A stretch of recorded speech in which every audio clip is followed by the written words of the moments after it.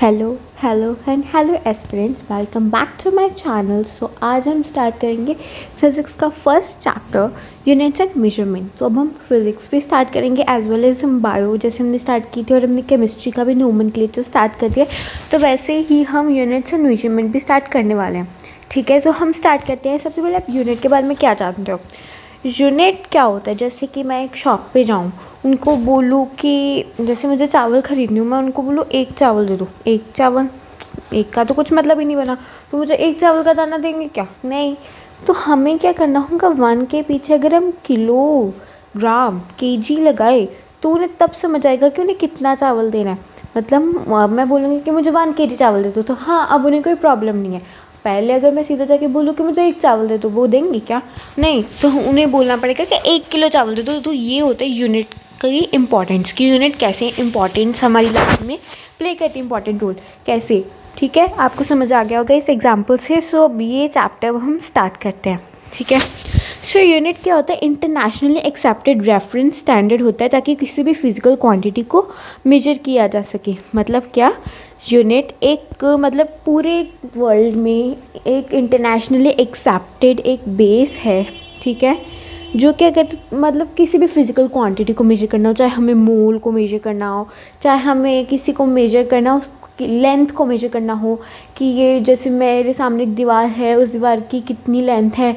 अब मैं बोल रहा हूँ कि जैसे मेरी हाइट पूछी किसी ने, तो मैं बोल दूँ कि मेरी हाइट 5 है। तो क्या 5, क्या 5 इंच, 5 सेंटीमीटर?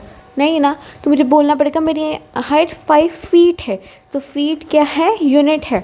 ठीक है, इसलिए this is the importance of a unit in our life. ठीक है, और उसके बाद फिज़िकल क्वांटिटी, हमेशा यूनिट किस लिए यूज़ होती है? किसी फिज़िकल क्वांटिटी को मेजर करने में। फिज़िकल क्वांटिटी क्या होती है? फिज़िकल क्वांटिटी ऐसी क्वांटिटी होती है दैट कैन बी मेजर।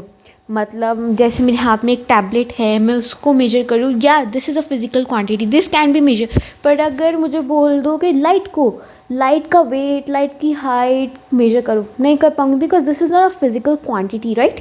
ठीक है, तो दिस इज़ फिज़िकल क्वांटिटी। अब फिज़िकल क्वांटिटी होगी जैसे वेट हो गई, लेंथ हो गई, टेम्परेचर हो गया, जो कि मेजर की जा सकती है। फिज़िकल क्वांटिटी कौन होगी? वेट हो गई, वेट को मेजर करते हैं ना। ठीक है, लेंथ हो गई, लेंथ को मेजर करते हैं। वॉल की लेंथ हो गई, दरवाजे की लेंथ हो गई, किसी की भी लेंथ होगी। टेम्परेचर को मेजर करते हैं। आप देखो किसी को फीवर हो जाए तो थर्मोमीटर डाल के टेम्परेचर मेजर किया जाता है। तो यस, टेम्परेचर को और वॉल्यूम को भी मेजर किया जा सकता है। अब नॉन फिजिकल क्वांटिटी क्या होती है जो कि मेजर नहीं की जा सकती? Non physical quantities that can be measure. अब कांट बी मेजर, अब मैं खुश हूँ, ये मेजर किया जा सकता है कि मैं कितनी खुश हूँ, मैं कितनी दुखी हूँ, ये दिस कांट बी मेजर। ठीक है, और number of units is comparatively lesser than the number of physical quantity. It means physical quantity तो कितनी ज़्यादा हो सकती है, लेंथ हो सकती है, ठीक है, वेट हो सकती है, टेम्परेचर हो सकता है, वो तो 7 बेस क्वांटिटीज़। उसके बाद एरिया हो सकता है, और उसके बाद एक्सलरेशन हो सकता है, डिस्टेंस हो सकता है, कितनी ही सो ऑन फिजिकल क्वांटिटीज़ हो सकती है। तो क्या इतने सारे यूनिट्स होंगे? नहीं, जितनी फिजिकल क्वांटिटीज़ होती है उससे यूनिट्स क्या है? कम है। कम कैसे? हमारे पास 7 बेस क्वांटिटीज़ है। जैसे हो गया लेंथ हो गई, ठीक है, ये सब कुछ हम बाद में चैप्टर के 7 बेस क्वांटिटीज़ होती है, उसके बाद उससे डिराइव की जाती है, ये हम आगे पढ़ेंगे। सो उससे पहले हम ये पढ़ लेते हैं कि जैसे हमने बोला कि सम फिजिकल क्वांटिटीज़ ऐसी होती है जिनमें यूनिट्स क्या होते हैं? सेम होते हैं। हमें ऐसा कैसे हो सकता है कि यूनिट सेम होते हैं? अब मैं एग्जांपल लूँ कि यूनिट सेम की, तो एग्जांपल क्या हो सकती है? वर्क। अब वर्क और एनर्जी एग्जांपल ले सकते हैं। सो वर्क का यूनिट क्या होता है और एनर्जी का यूनिट क्या होता है? जल्दी जल्दी कमेंट में बताओ। ठीक है, अब वर्क का हमें पता है क्या होता है? जूल। और एनर्जी का भी क्या होता है? जूल। सो ये क्या है? ये दोनों डिफरेंट फिजिकल क्वांटिटीज़ हैं, बट उनके यूनिट्स क्या है? सेम है। ओके, और एक और बात, कॉम्बिनेशन ऑफ यूनिट्स भी हो सकते हैं। मतलब कि जैसे मैं क्या एग्जांपल लूँ, कोई कॉम्बिनेशन ऑफ यूनिट्स को बना के एक यूनिट ऑफ क्वांटिटी अदर, मतलब जैसे एग्जांपल से समझाती हूँ मैं, लेंथ। अब लेंथ की यूनिट क्या है? लेंथ की यूनिट है मीटर। लेंथ की यूनिट क्या है? लेंथ की यूनिट मीटर है। और एरिया की यूनिट क्या है, मीटर स्क्वायर है, राइट। लेंथ की यूनिट तो मीटर है और एरिया की यूनिट क्या है, मीटर स्क्वायर है। मतलब हमने लेंथ की यूनिट का स्क्वायर कर दिया जिससे क्या बन गया, मीटर बन गया। लेंथ की यूनिट का हमने स्क्वायर कर दिया जिससे क्या बन गया, मीटर बन गया, ठीक है। तो इसे कहते हैं combination of units to get units of another quantities, ठीक है। हमने एक ही मतलब एक ही क्वांटिटी, फिजिकल क्वांटिटी की यूनिट को मिला के हमने दूसरी फिजिकल क्वांटिटी का यूनिट बना दिया। अब इसकी एक और एग्जांपल भी है, जैसे अब हमें पता चल गया कि लेंथ का यूनिट हमने बोल दिया मीटर होता है, तो अब टाइम का यूनिट क्या है, सेकेंड, टाइम का सेकेंड है। और अब हमें पता हो कि स्पीड का यूनिट क्या होता है, स्पीड का यूनिट होता है मीटर पर सेकेंड। तो यही लेंथ के यूनिट का और टाइम के यूनिट को कंबाइन करके स्पीड का यूनिट बना दिया। सो ये भी हो गया ना कॉम्बिनेशन, ठीक है। अब टाइप्स ऑफ यूनिट्स कैसे, टाइप्स ऑफ यूनिट कौन से होते हैं, एक होता है हमारे पास base unit, type of unit होता है, एक होता है हमारे पास बेस यूनिट और दूसरा हमारे पास होता है ड्राइव्ड यूनिट। अब इसका मतलब क्या होता है, आप ही बताती हूँ। इसका मतलब होता है बेस यूनिट वो यूनिट्स होते हैं जो डिराइव नहीं किए जाते हैं। ये क्या हुआ, 2 मिनट्स। बेस यूनिट वो यूनिट्स होते हैं जो डिराइव नहीं किए जाते हैं, जैसे मीटर हो गया, मीटर किसी से ड्राइव है। लेंथ का यूनिट मीटर किसी से ड्राइव नहीं है। सेकेंड किसी से ड्राइव है, नहीं। Kelvin no, and KG no, this are not drive.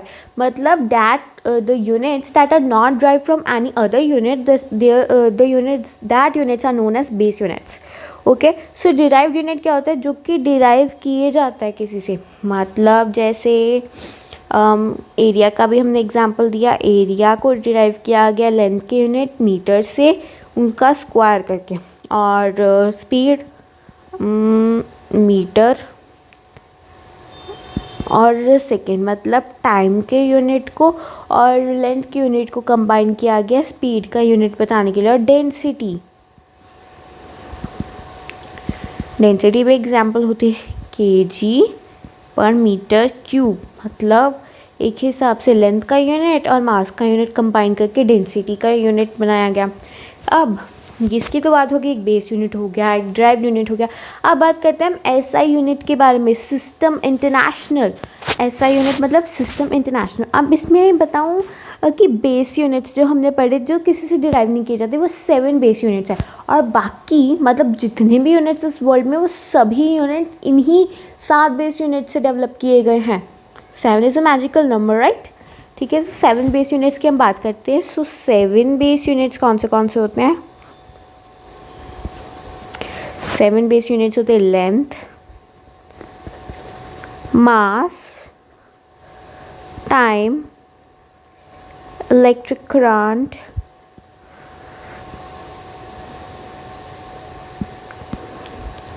thermodynamic temperature,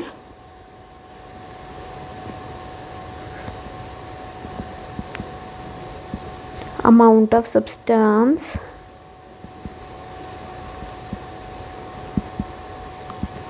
and luminous intensity. नीचे लिख दूँ,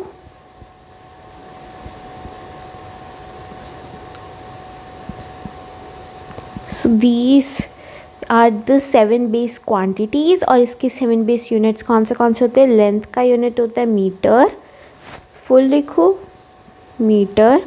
मास का होता है किलोग्राम, टाइम का सबको पता है सेकेंड, इलेक्ट्रिक करंट का एम्पेयर, थर्मोडायनेमिक टेम्परेचर केल्विन, और मोल, अमाउंट ऑफ सब्सटेंस मोल। और इसका होता है इल्यूमिनेशन इंटेंसिटी का कैंडेला। ओके, अब इसकी शॉर्ट फॉर्म्स बताती हूँ। इसका एम, इसका केजी, इसका सेकेंड, इसका एम्पेयर का ए, इसका के, इसका MOL और इसका C और D। ओके, सो ये हमारे 7 base quantities as well as 7 base units है, जिससे बाकी सारे डिराइव किए जाते हैं units. So these are the 7 base units जिनको आप याद कर सकते हैं, वो भी ईजीली, ठीक है। और उसके बाद हम अब बढ़ते हैं next topic, that is major length. आप लेंथ कैसे मेजर करते हैं, आप सबके पास तो पता होगा कि लेंथ कैसे मेजर करते हैं। एक बड़ा सारा मीटर स्केल होता है जिससे लेंथ मेजर करता है। आप देखा हो किसी घर में रेनोवेशन हुई हो या किसी घर में कारपेंटर काम कर रहे हो तो उनके हाथ पे इतना बड़ा स्केल होता है जो ऐसे रोल रोल करके निकल जाता है, ठीक है। उसको यूज़ करके लेंथ मेजर की जा सकती है, ठीक है। हम मीटर स्केल से लेंथ मेजर कर सकते हैं। आप बताओ मीटर स्केल कहाँ से लेके कहाँ तक लेंथ मेजर कर सकता है? 10⁻³ to 10⁻² मीटर्स तक जो मीटर स्केल तो हमारा कर सकता है लेंथ मेजर। बट अब मैं बात करूँ कि अगर बताना हो कि जो सन है, राइट, और अर्थ है, या सन है या स्टार है, या अर्थ है या स्टार, अर्थ और मून, इन सब का कैसे, अर्थ और मून का डिस्टेंस कैसे कवर किया है, मतलब कैसे मेजर कर सकते हैं, कितना लेंथ है आपके? मैं मीटर स्केल से मेजर करूँगी? अरे नहीं, मीटर स्केल से कैसे मेजर करूँगी मैं? तो वो ही, तो उसके लिए लॉन्ग डिस्टेंस, सच लॉन्ग डिस्टेंस, राइट। कितना लंबा डिस्टेंस है अर्थ और मून का डिस्टेंस? ओह, इतना बड़ा डिस्टेंस मेजर करने के लिए तो कम से कम लाखों मीटर स्केल लग जाएंगे। बट इतने लाखों मीटर स्केल कहाँ से लेके जाएंगे? और वैसे भी this is impossible to measure that long distance from that metre scale, right. So इसके लिए कुछ अलग सा मैथड होता है जिसको कहते हैं पैरेलैक्स मैथड। उनको क्या कहते हैं? Parallax method.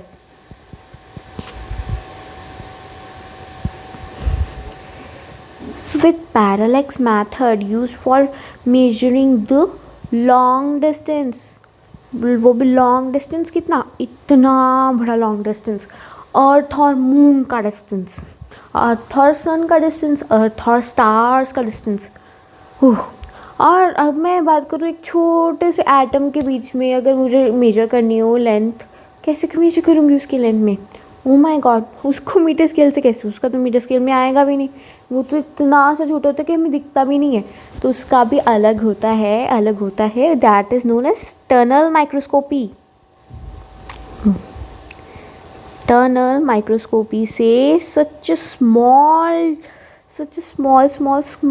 डिस्टेंसेस को मेजर किया, मतलब लेंथ को मेजर किया जाता है, ठीक है। ये किस लिए हो गया? Small distance meaning very very very small distances, ठीक है। अब पैरेलैक्स मेथड की पहले थोड़ी सी बात कर लेते हैं।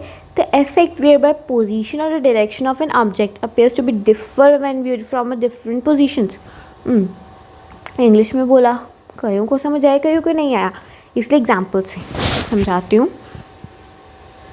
Suppose this is our earth, और इसके लिए हम वाइट पेन लेते हैं मून को बनाने के लिए। This is a small moon. अभी तो यहाँ पे छोटा सा डिस्टेंस लग रहा है, बट है। अब एक बंदा यहाँ से मून को देख रहा है और एक यहाँ से मून को देख रहा है, ये एक मून है, हाँ मैं देख रहा हूँ मून को, ठीक है। अब ये एक पॉइंट है, ठीक है। ऐसे मेजर कर दिया कि 2 डिफरेंट डायरेक्शंस में से वो मून को देख रहा है, ठीक है, एक ही मून को अलग अलग डायरेक्शन से। तो अब इनका डिस्टेंस को कहते हैं, जो इन दोनों के डिस्टेंस को हम क्या कहते हैं? बेसिस। इन दोनों के डिस्टेंस को, जैसे suppose this is A point, this is B point, इन दोनों के डिस्टेंस को हम कहते हैं बेसिस कहते हैं, ठीक है, ओके। तो एक हिसाब से दिस इज द अर्थ का डायमीटर, ठीक है। मैं सपोज एक क्वेश्चन सॉल्व कर रही हूँ, मुझे अर्थ का डायमीटर गिवन है, that is 1.276 into 10⁻⁷, okay. Metre भी लगा देते हैं। ये मुझे गिवन है कि ये बेसिस, इसको हम डी ले लें, अर्थ का डायमीटर स्मॉल डी ले लेते हैं, डी गिवन है 1.276 इंटू 10⁻⁷ मीटर्स, ओके। सो अब इसका एक एंगल बन रहा है, आपको दिख रहा हो तो ये दिस इज़ एन एंगल, इस एंगल को हमने बोल दिया this is the angle theta, right. और थीटा भी गिवन है। ये मैं एक बुक की एग्जांपल, एनसीईआरटी बुक की एग्जांपल आपको करवा रही हूँ, मैं आपको एक बार दिखा दूँगी वो कौन सी एग्जांपल है, ठीक है। थीटा हमें गिवन है पॉइंट नहीं है, 1 डिग्री 54 मिनट। ठीक है, this is the theta. Okay, और देखो अब मैं आपको एक चीज़ बता दूँ कि अगर मैं बोलूँ कि बेसिस, और इसको मैं सपोज़ एल ले लेती हूँ। ठीक है, ये बेसिस जो है, दिस इज़ द बेसिस, और ये लेंथ जो इनके बीच की जो इतना डिस्टेंस है वो कितना ही बड़ा है ना इससे। टी तो छोटा सा है उसके मुकाबले, वो कितना ही बड़ा है। ये समझ रहे हो ना कितना बड़ा है। It means that length is much much much greater than the basis, right. ये हम बोल सकते हैं length is much much much greater than the basis. एक और बार देख लो, दिस इज द बेसिस, ये मैंने आपको बताया ये बेसिस है। और अगर इसका मैं देखूँ कि ये कितना ही बड़ा है उससे, कितना बड़ा, आप खुद ही देख सकते हो कितना बड़ा है उससे, राइट। तो इसलिए हमने लिख दिया कि length is much much greater than the basis. Okay, so अब मैं एक चीज़ आपको बताऊँ जो कि कुछ मतलब, आप सपोज करो this is the centre point of a circle. Circle का एक सेंटर पॉइंट करो और ये समझो कि ये एक आर्क है। मैं कैसे बड़ा सा सर्कल ड्रॉ कर रही हूँ, दिस इज़ द आर्क, ये रेडियस है उसका। ये एक आर्क है और एक ये क्या है, रेडियस है। कर पा रहे हो, रेडियस है।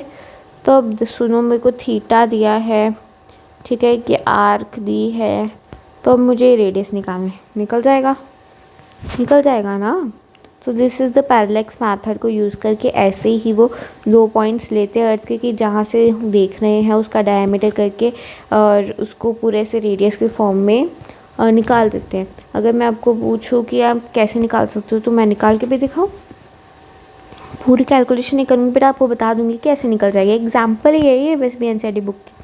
ठीक है, सो हमें एक चीज़ पता है कि थीटा जो एंगल होता है वो किसके इक्वल होगा, मतलब arc that is basis upon radius. हम लिख सकते हैं, रेडियस लिख दो, रेडियस या फिर एल लिख दो। ठीक है, उसके बराबर हो गया। अब मुझे क्या चाहिए, एल चाहिए, मतलब मुझे यही निकालना है कि ना डिस्टेंस कितना है। तो मैं लिख दूँगी L is equals to basis upon theta.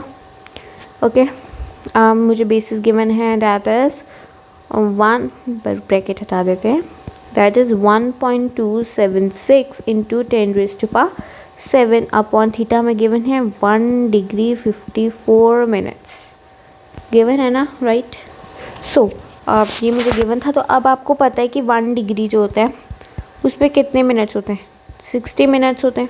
Degree लिख दिया, 60 मिनट्स होते हैं, राइट। तो अब ये मतलब कि अगर 1 डिग्री में 60 मिनट्स होते हैं तो 54 मिनट्स में कितनी डिग्री होगी, उसको हम डिवाइड कर देंगे। 54 मिनट्स डिवाइडेड बाय 60 मिनट्स, इसको डिवाइड किया तो मेरा कुछ आ गया, आप करके देख लेना, 0.9। हम करके दिखा देते कैलकुलेशन भी। ये दोनों कट हो गए, ये किसके टेबल में आए, 6 के टेबल में आए। ठीक है, ये 9 सा और ये 10 सा, ये 0.9 आ गया हमारा। ठीक है, तो थीटा अब हमारा था 1 डिग्री 54 मिनट्स, तो कितना आ गया, 1 degree plus 0.9 degree, that is 1.9 degree. अब ये डिग्री में है, डिग्री में थोड़ा ना मैं सीधा डालूँगी। तो हमें पता है कि 1 degree is equals to pi upon 180 radian. Radian में कन्वर्ट करना पड़ेगा ना मुझे। पाई अपॉन 180 डिग्री रेडियन होता है। वेट, मैं एक और पेज ऐड करूँ। Okay, pi upon 180 degree radian. So अब why this is opening again and again. Okay, so अब मुझे 1.9 में कितने पॉइंट ज़्यादा ऊपर लगा दे, 1.9 डिग्री में कितनों के मल्टीप्लाई कर लेंगे, पाई अपॉन 180। तो ये मेरे पास कितना आ गया, सपोज़ मैंने कैलकुलेशन की तो मेरे पास आ गया 0.0331 समथिंग। ओके, सो अब मैं उसको पूरा मल्टीप्लाई कर दूँगी, उस क्वेश्चन इस वैल्यू में पुट करके 1.276 इंटू 10⁻⁷ अपॉन 0.0331, और मेरा आंसर आ गया जो कि कैलकुलेट ऑलरेडी करके रखा है, 38.54 into 10⁻⁷। So this is the answer. हमें पता चल गया कि हमने कैसे ये सब कुछ निकाला। मैं आपको एक और बार एक्सप्लेन कर देती हूँ। तो ये हमने पैरेलैक्स मेथड से ही निकाला है कि अर्थ और मून के बीच में कितना डिस्टेंस होगा। तो हमने देखा कि एक यहाँ पे खड़ा है, एक मनुष्य, एक बंदा, ठीक है। कोई यहाँ से खड़ा होकर उस मून को देख रहा है, उस मून के एक पॉइंट को दिख रहा है, कोई यहाँ से खड़ा होकर उस मून के पॉइंट को दिख रहा है। तो ठीक है, उन दोनों को जब हमने एक उसी पॉइंट पे कनेक्ट किया तो हमारा एक थीटा एंगल बन गया। और हमने जब उनको कनेक्ट कर दिया तो हमारा अर्थ का डायमीटर और इन दोनों के बीच में एक बेसिस बन गया, राइट। तो हमने अब सपोज़ किया कि बहुत बड़ा, ये क्या है, एक बहुत बड़ा सर्कल है जिसका ये क्या है, ये रेडियस है, ये उसका थीटा है, और ये क्या है, उसकी आर्क है, आर्क का लेंथ है, ठीक है। अब हमें क्या पता है कि theta is equals to basis, basis मतलब आर्क अपॉन रेडियस होता है, ठीक है। आपने पढ़ा होगा छोटी क्लास में, जब 9th वगैरह 9th 8th क्लास में पढ़ा होगा आपने, ठीक है। अगर नहीं भी याद है तो कोई बात नहीं। थीटा इज़ इक्वल्स टू हमारा क्या होगा, बेसिस अपॉन लेंथ हो गई, ठीक है। ये लेंथ जो हमने की थी, दिस इज़ द लेंथ। तो हमें पता था कि थीटा की वैल्यू हमें पता है और बेसिस की वैल्यू पता है, हमें लेंथ निकालनी है कि इस दोनों के बीच में कितनी लेंथ है। तो हमने बेसिस की वैल्यू सबसे पहले पुट की, दैट इज़ 1.276 × 10⁻⁷, ठीक है। और थीटा की वैल्यू पुट की 1 डिग्री 54 मिनट्स। तो लेंथ हो गए, लेंथ की हमने क्या की, length is equals to b/q, उसमें b की वैल्यू पुट की, q की वैल्यू पुट की 1.276 × 10⁻⁷ अपॉन 1 डिग्री 54 मिनट्स। अब हमें पता है कि ये कैसे, ये हम ऐसे तो सॉल्व कर नहीं सकते, तो हमें क्या करना पड़ेगा, 1 डिग्री को सबसे पहले 54 मिनट्स को हमने किस में कन्वर्ट किया, डिग्री में कन्वर्ट किया। कैसे कन्वर्ट किया, हमें पता है 1 डिग्री में 60 मिनट्स होते हैं, ठीक है। तो हमने 1 डिग्री में 60 मिनट्स होता है, तो फिर हमने क्या किया, 54, तो 54 मिनट्स में कितनी डिग्री हो गई, 54 डिवाइडेड बाय 60 मिनट्स क्या, तो हमारा आ गया 0.9, राइट। 0.9 आ गया हमारा। अब हमें 1.9 डिग्री हमारा टोटल आ गया, बट अभी भी हम नहीं निकाल सकते, हमें इसको रेडियन में करना पड़ेगा। तो 1.9 को हमने मल्टीप्लाई कर दिया π/180 डिग्री से, ठीक है। इसका मतलब हो गया कि हमने इसको रेडियन में कन्वर्ट कर दिया और अप्रॉक्सीमेटली आके 0.0331 हमारा, ठीक है। और फिर ये हमारा हमने वैल्यू पुट की 1.276 × 10⁻⁷ अपॉन 0.0331, ठीक है। तो हमारा एग्जाम्पल आंसर आ गया 38.54 × 10⁻⁷ आंसर आ गया हमारा, ओके। सो ये क्वेश्चन था, एक एग्जाम्पल थी, राइट। सो अब हम आगे समझते हैं। आगे है हमारा next topic, that is range of length. Range of length का मतलब क्या हो गया, मेजर, अगर हमें बहुत ज़्यादा स्मॉल, बहुत छोटी C length, small length major करनी हो तो उसके लिए अलग यूनिट्स होते हैं। हमें पता तो चल गया उसके लिए, मतलब कैसे मेजर करते हैं वो तो पता चल गया, बट अगर छोटे हो ना तो उसके लिए यूनिट्स भी अलग होनी चाहिए। तो यूनिट्स होता है छोटा मेजर करने के लिए, that is angstrom, angstrom, this is O, angstrom होता है, डैट इज़ 10⁻⁻20 मीटर, ये याद रख लो। एंगस्ट्रॉम होता है 10⁻⁻20 मीटर, और फर्मी होता है 10⁻, फर्मी भी होता है, that is 10⁻⁻15 metre, that is 10⁻⁻15 metre. और अगर वेरी लार्ज हो, वेरी लार्ज यूनिट्स की बात करें, length, very large length units की बात करें, तो एक होता है astronomical, astronomical units, astronomical unit, that is, astronomical unit क्या होता है, distance between, distance between sun and earth, sun and earth के बीच में डिस्टेंस, और ये किसके बराबर होता है, 1.49 × 10⁻11 मीटर। तो हमने बोला एंगस्ट्रॉम कितने के बराबर होता है, 10⁻⁻20 मीटर्स, और फर्मी किसके बराबर होता है, 10⁻⁻15 मीटर, ओके। और उसके बाद हमने बात की एस्ट्रोनॉमिकल यूनिट्स जो किसके बराबर होते हैं, 1.49 × 10⁻11 मीटर्स के बराबर होता है, ठीक है। उसके बाद हम बात करें light year,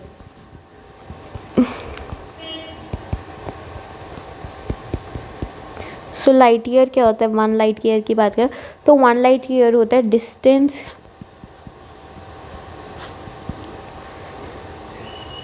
travelled by light in 1 year, कि कितना डिस्टेंस ट्रैवल किया लाइट ने एक साल में, डेट इज़ 9.46 × 10⁻15 मीटर, 9.46 × 10⁻15 मीटर होता है। अब ठीक है, यहाँ तक हमारे इतना ख़त्म हो गया हुआ है। सो 25 मिनट्स ऑलरेडी हो चुके हैं इतने को समझाते समझाते, ठीक है। तो अगली वीडियो में हम मेजरमेंट ऑफ मास के बारे में बात करेंगे। सो आपने इतनी वीडियो देखी उसके लिए thank you so much. So this is the part 1 of units and measurement. तो अगर आपको वीडियो पसंद आई so please like and share and subscribe to my channel easy NEET learning. ऐसे ही मेरे साथ आप सीखते रहिए और अब हम मिलेंगे part 2 of units and measurement. Thank you so much and bye aspirants.